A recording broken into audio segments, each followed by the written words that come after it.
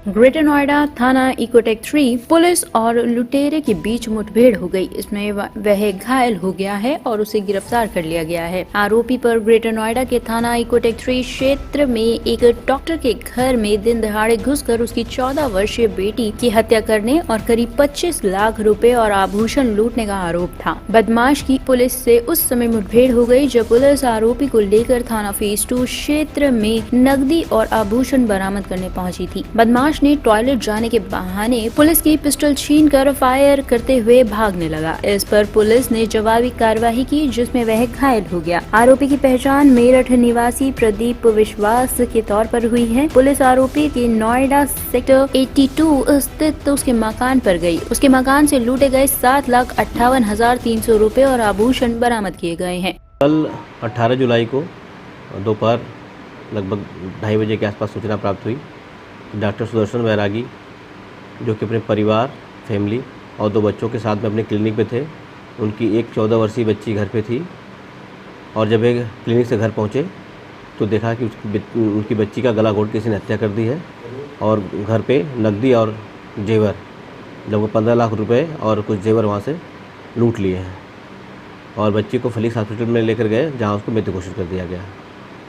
उनके द्वारा दी गई तहरीर के आधार पर थाना इकोटेक 3 में तुरंत ही एफआईआर पंजीकृत की गई तथा नामजद अभियुक्त प्रदीप को हिरासत में लेकर पूछताछ की कार्रवाई प्रारंभ हुई। सर, हत्या का कोई मोटिव था? जब उसको पूछताछ किया गया और पूछताछ के क्रम में उसने बताया कि वो प्रदीप ने कि उसके पास पैसे नहीं थे और काफ़ी दिनों से इस फिराक में था।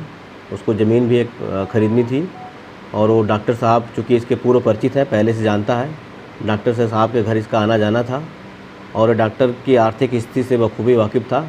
कुछ समय पहले डॉक्टर ने फ्लैट बेचा था जिसके लगभग करीब 6-7 लाख रुपए डॉक्टर के पास थे कैश के, वो इसके संज्ञान में था। जैसे ही आज ये लोग क्लिनिक पे गए, ये डॉक्टर की पत्नी से पूछा कि क्या आप लोग कब तक घर जाओगे और घर पे कौन है।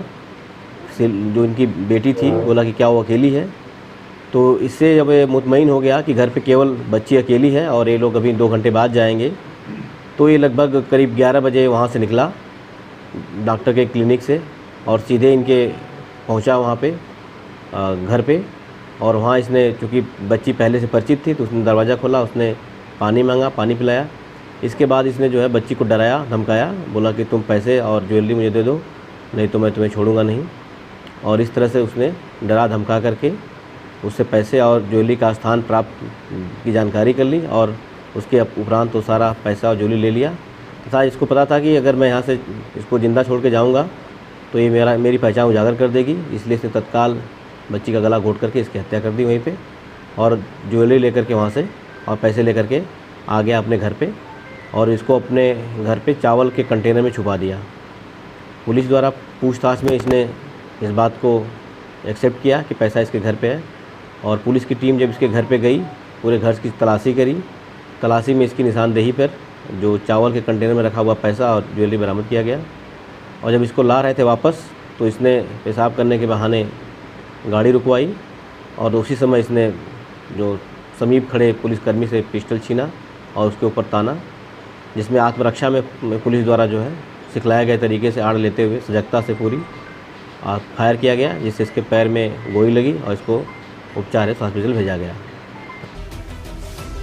टॉप स्टोरी ब्यूरो के लिए नोएडा से अमर सैनी की रिपोर्ट।